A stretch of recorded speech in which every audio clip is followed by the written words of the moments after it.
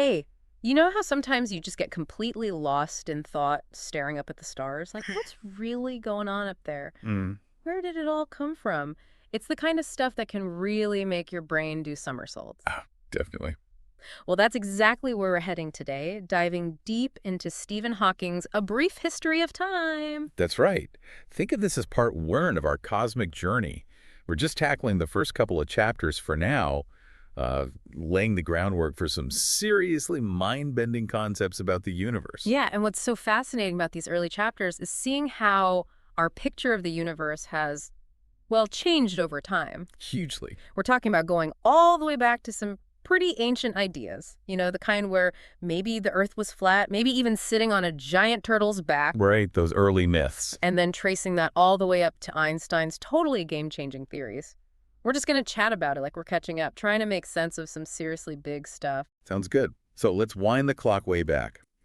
When humans first looked up, their understanding was naturally, well, very different. A common early idea was that the Earth was flat. Yeah. Picture a dinner plate that was essentially the model for many. A flat disk. It sounds almost cute now, but that was the accepted view for ages, right? For a very long time, yes. But then some clever folks started asking questions. Tell us about Aristotle. Okay, so around 340 BC, Aristotle, a real intellectual powerhouse in ancient Greece, actually put forward some really compelling arguments for a spherical Earth. Oh, really? Like what? Well, think about a lunar eclipse.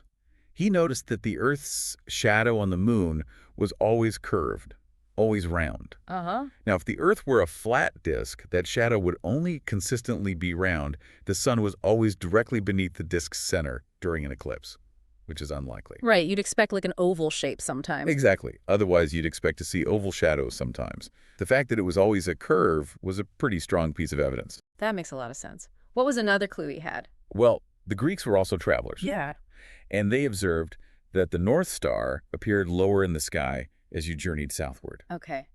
If the Earth were flat, the North Star would remain at roughly the same height in the sky no matter where you stood on it. Ah, I see. The change in its apparent position, depending on how far north or south you were, strongly suggested a curved surface. Makes sense. And here's something amazing. Based on how much the North Star's position changed between Egypt and Greece, Aristotle even made an estimate of the Earth's circumference. No way. Yeah. The unit he used, the stadium, isn't precisely known today, but some calculations suggest his figure was surprisingly close, maybe like double what we know now, but still pretty amazing for the time. Wow, that's seriously impressive for that long ago. And there was a third observation, right? Something about ships disappearing over the horizon. Exactly. That's a classic one. Imagine watching a ship sail away from you. What part disappears first? Ah, the bottom. The hull. The hull. Right. The sails are the last thing you see vanish. That's because the Earth is curved. Oh, yeah. If it were flat, the entire ship would just get smaller and smaller until it was too tiny to see. The fact that the bottom of the ship dips out of sight before the top was another key piece of evidence for a spherical Earth. Okay, so for centuries, the idea of an Earth-centered universe, the geocentric model, held strong. Then, around 1514, Copernicus comes along and really shakes things up. He certainly did. Copernicus proposed a model where the sun was at the center, with the Earth and the other planets orbiting around it. A big shift. Huge. Interestingly, he initially circulated his ideas anonymously. Really? Why? Well, you can imagine the potential backlash against such a radical departure from the long-held, religiously supported view.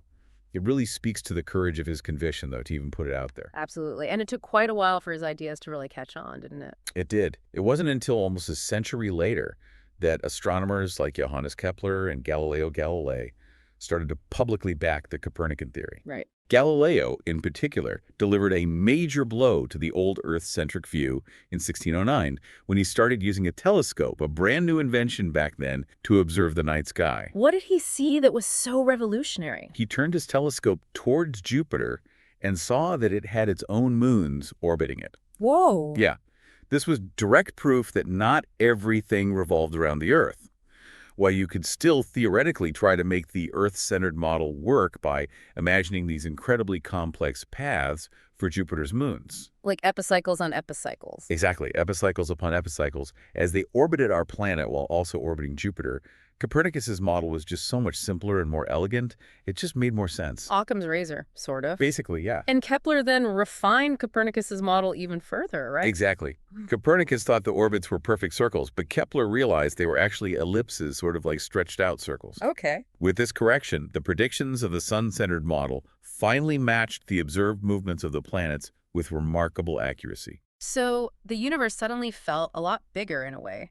No more of these fixed spheres that everything was stuck on. Precisely. Once you put the sun at the center Yeah. and realize that the fixed stars don't change their positions relative to each other, except for the apparent rotation caused by Earth spinning, it naturally led to the idea that those stars were other suns, just incredibly far away. Wow. The universe suddenly seemed vast and maybe even endless. Which then brings us to Newton and his law of gravity. This is where things get really interesting, because his groundbreaking work also led to a new puzzle. Okay, let's unpack this. Newton's law of gravity from the late 1600s provided a universal explanation for why apples fall to the ground and why planets orbit the sun.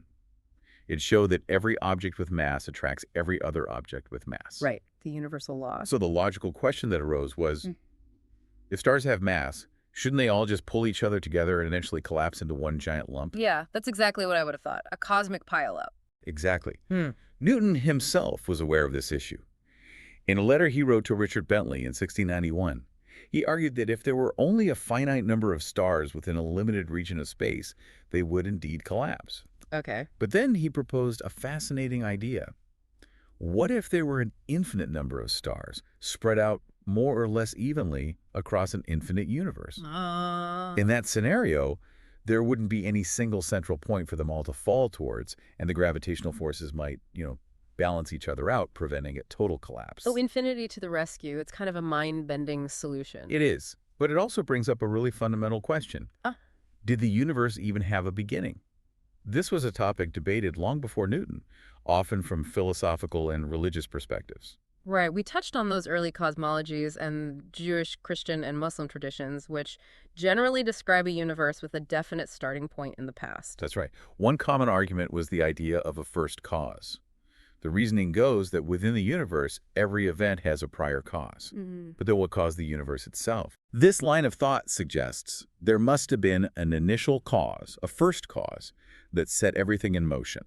And St. Austin also considered this question way back around the year 400 AD. She did. In his book, The City of God, Augustine pointed to the progress of human civilization.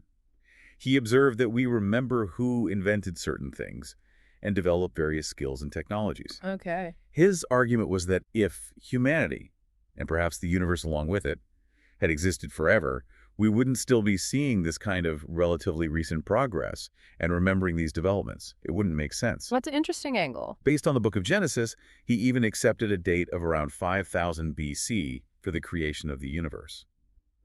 It's interesting to note that this isn't too far off from the end of the last ice age, around 10,000 BC, which many archaeologists consider a significant turning point in the development of human civilization. It's amazing how these different lines of thought, philosophical arguments, religious texts, even early observations about history all grappled with this idea of a beginning. Absolutely. Later, in 1781, the philosopher Immanuel Kant delved into this in his influential work, Critique of Pure Reason. He identified the question of whether the universe had a beginning or existed eternally as one of the antinomies or contradictions of pure reason. Antinomies, like paradoxes. Kind of. He laid out logical arguments for both sides. On the one hand, for the idea that the universe had a beginning, the thesis, Kant argued that if it didn't, then an infinite amount of time must have passed before any present event could occur, which he felt was logically absurd. Okay, that's hard to imagine. Infinite pastime. Right. But then on the other hand, for the view that the universe has always existed, the antithesis, he argued that if the universe did have a beginning, then there must have been an infinite amount of time before that beginning, so why would it suddenly spring into existence at one particular moment and not another?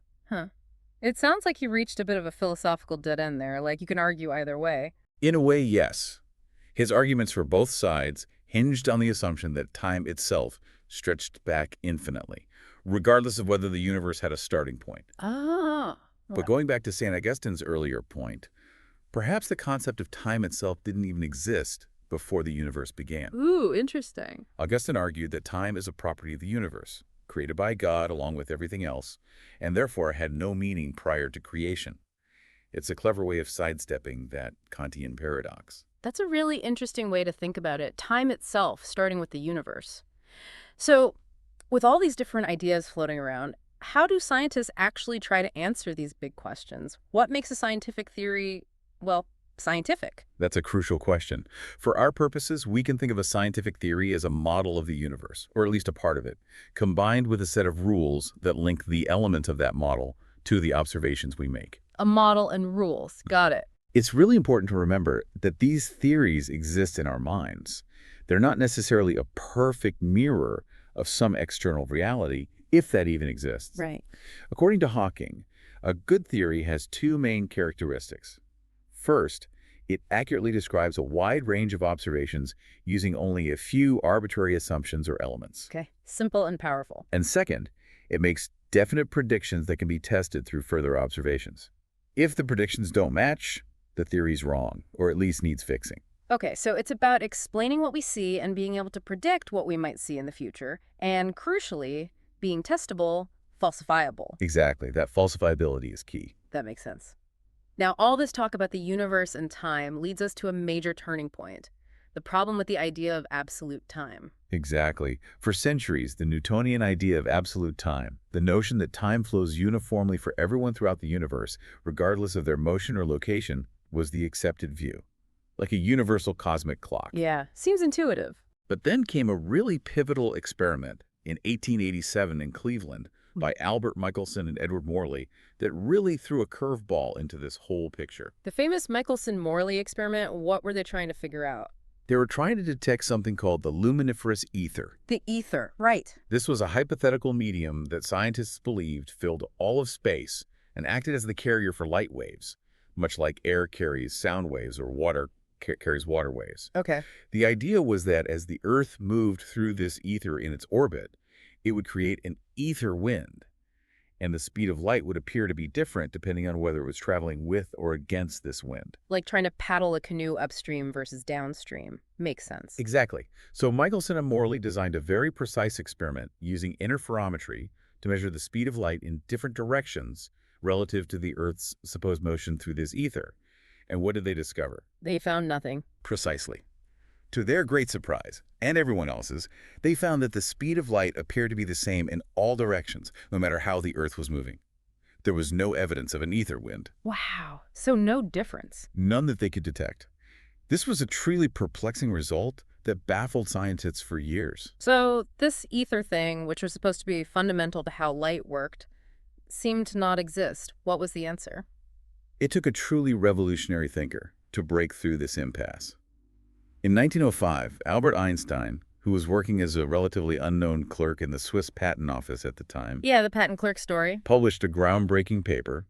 He proposed that the entire concept of the ether was unnecessary if one was willing to let go of the idea of absolute time. Whoa. A similar idea was also floating around at the same time from the French mathematician Henri Poincaré, looking at the mathematical symmetries, but Einstein's approach was arguably more deeply rooted in the physics of it. So he just said, forget the ether, time isn't absolute. That sounds incredibly radical. It was utterly radical.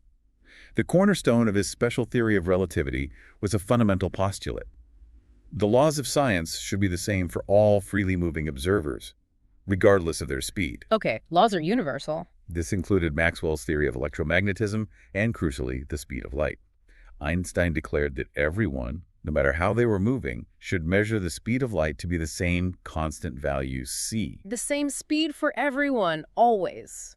That sounds simple enough to say, but I can imagine the consequences were pretty mind-blowing. They were profound. One of the most famous is the equivalence of mass and energy, captured in his iconic equation EMC1. Right.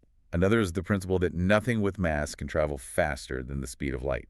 It's the ultimate speed limit. Okay. But for our discussion right now, the most relevant consequence was how it completely flipped our understanding of space and time on its head. Okay, so how did this constant speed of light for everyone change things? What's the implication? Well, think about it. In Newton's view, if a pulse of light travels from one point to another, different observers might disagree on the distance the light traveled because their relative positions are changing. Right, if I'm moving towards the source, the distance seems shorter. Exactly. but they would all agree on the time the journey took, because time was absolute and universal, that single cosmic clock. Since speed is distance divided by time, they might end up calculating different speeds for the light. Makes sense in that old view. But Einstein said the speed of light must be the same for everyone. So, if observers disagree on the distance the light has traveled, due to their relative motion, then they must also disagree on the time it took for the journey. Ah, so time has to change to keep the speed constant. Precisely. In other words, relativity shattered the idea of a single, universal clock. Each observer has their own measure of time, dictated by their own clock, and clocks in motion relative to each other will tick at different rates. Time dilation, it's called. Wow, so time isn't this constant, unwavering thing we always thought it was. It's Mhm. flexible, relative. Exactly. Relative is the key word. And Einstein showed how to make sense of this relative nature of space and time. He proposed a thought experiment using, say, radar pulses. Okay. Imagine one person sending out a flash of light to an event and then measuring how long it takes for the light to bounce back. From that echo time, they can figure out both when and where that event happened relative to them. Right, distance is speed times time. Now, if you have two people moving relative to each other doing this for the same event, they will inevitably calculate different times and different locations for it, because the speed of light is the same for both. But their perspectives on distance and time travel differ. But neither one is wrong. Their measurements are both valid. Precisely. Neither observer's measurements are inherently more correct than the others. However, and this is crucial, their measurements are related in a very specific mathematical way. If one observer knows the relative speed of the other, they can precisely calculate what time and position the other observer will measure for any given event using the Lorentz transformations. It's like they're both seeing the same thing, but from completely different viewpoints. And you need to know how their viewpoints are different, their relative speed, to understand how their observations connect. That's a fantastic analogy. Yeah. Yes. And this leads to a really profound shift in how we think about the fundamental structure of reality. Time and space are no longer seen as separate, independent entities, a fixed stage for events to happen on. Uh-huh. Instead, Einstein showed that they are intimately linked, interwoven, forming a single four-dimensional fabric we call space-time. Space-time. So it's not just three dimensions of space, like length, width, height, and one of time, separate things, but they're all like merged. In a very real mathematical sense, yes. Yeah. Just like you can use different coordinate systems to describe a location in space, say, miles north and west versus kilometers northeast and northwest. Right, different ways to map the same place. In relativity, you can even mix space and time coordinates when describing things from different moving viewpoints. One observer's time measurement might depend on another observer's time and space measurements. Okay, wait, so my now isn't necessarily your now if we're moving relative to each other. That's exactly it. The relativity of simultaneity. It's another consequence. This interconnectedness is fundamental. We even define distance using light now. The meter is defined as the distance light travels in a tiny fraction of a second. So the speed of light is fixed by definition. We measure distance in light seconds or light years. That's pretty mind-bending. How can we even picture this space-time idea? It feels very abstract. It is abstract, but we can try. Think of an event, something that happens at a specific point in space at a specific moment in time. In four-dimensional space-time, we can pinpoint this event using four coordinates, 3 for space, x, y, z, and 1 for time. I mean, four numbers to locate anything, anytime. Right. Now imagine a flash of light originating from this event. As time progresses, the light will expand outwards in all spatial directions, forming a sphere. Yeah, like a ripple in a pond, but in 3D. Exactly. But if you trace this expanding sphere through time in our four-dimensional spacetime, it forms a cone, opening upwards into the future. We call this the future light cone of that event. It represents all the places that flash of light can reach. Okay, a cone shape in 4D. Similarly, we can imagine a past light cone pointing downwards, representing all the events from which a flash of light could have reached our original event. So these light cones essentially define what can influence what, right? Limits on cause and effect, because nothing travels faster than light. Exactly right. If one event lies outside the light cone of another, it means that no information, not even light, could have traveled between them within the time available. They are causally disconnected. This structure preserves causality and relativity. Wow, okay. That gives a sort of structure to space-time. Now, you mentioned special relativity earlier. Is there also a general relativity? What's the difference? Yes, good question. The special theory of relativity, which we've mostly been talking about, developed around 1905 by Einstein and building on work by Poincaré and Lorentz, deals with situations where gravity is negligible. It assumes space-time is flat, and that these light cones all point in the same direction for every event, everywhere. Flat space-time. Yeah, meaning no gravitational effects are warping it. Special relativity beautifully explained the constant speed of light and phenomena observed at very high speeds, near light speed. However, it was incompatible with Newton's theory of gravity, Why incompatible? because Newton described gravity as an instantaneous force acting between objects, meaning its effects would travel at infinite speed, far faster than light, which special relativity strictly prohibited. There was a conflict. Ah, okay. So Einstein had to go back to the drawing board to reconcile gravity with his new ideas about space-time. Precisely. He spent about 10 years on it. No. And in 1915, he proposed his general theory of relativity, which was an even more revolutionary leap in understanding. Okay, what did that say? Instead of seeing gravity as a force pulling things across space-time, like magnetism or electricity, Einstein suggested that it's actually a consequence of the fact that space-time is not flat and unchanging, as previously assumed. Uh-huh. It's instead curved or warped by the presence of mass and energy. Matter and energy tell space-time how to curve. So objects aren't pulled by a force of gravity. They're just following curves in this warped space-time caused by mass, like a bowling ball on a trampoline making a dip that marbles roll into. That's a very popular and helpful analogy, yes. That's the core idea. Objects like planets orbiting a star or even light beams bending around a massive object are simply following the nearest thing to a straight path possible in this curved spacetime. Straight paths in curved space. Exactly.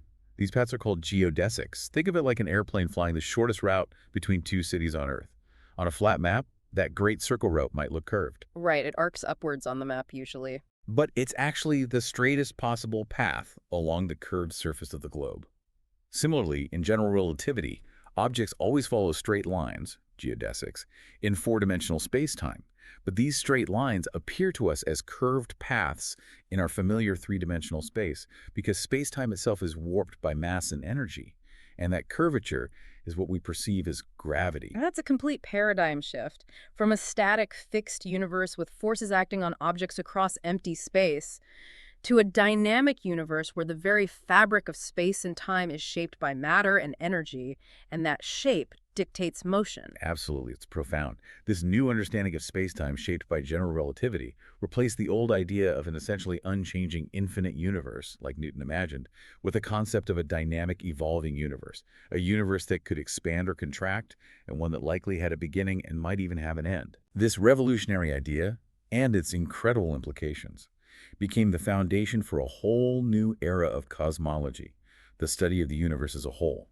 And as we'll explore in our next deep dive, it led to groundbreaking work, including the mathematical realization by Penrose and Hawking himself, that given general relativity, the universe itself must have had a beginning, the Big Bang. This has been absolutely incredible, seriously. We've journeyed from the idea of a flat Earth to a spherical one, from Earth at the center to the sun, and then boom, Newton's gravity, and then this complete upheaval with Einstein's relative space-time. It's just astonishing how our understanding has evolved. Indeed, and sometimes relatively quickly, considering millennia of the older views. Einstein's ideas were truly revolutionary, fundamentally reshaping how we perceive the universe and revealing the deep and unexpected interconnectedness of seemingly separate concepts like space, time, matter, and gravity. It really makes you think, doesn't it? If something as fundamental as our perception of time and space can be relative, dependent on how we're moving, what does that mean for our experience of reality itself, and even how we think about the entire history of the cosmos? It's a lot to wrap your head around. It certainly is, and that's perhaps a perfect place to pause for this part of our deep dive.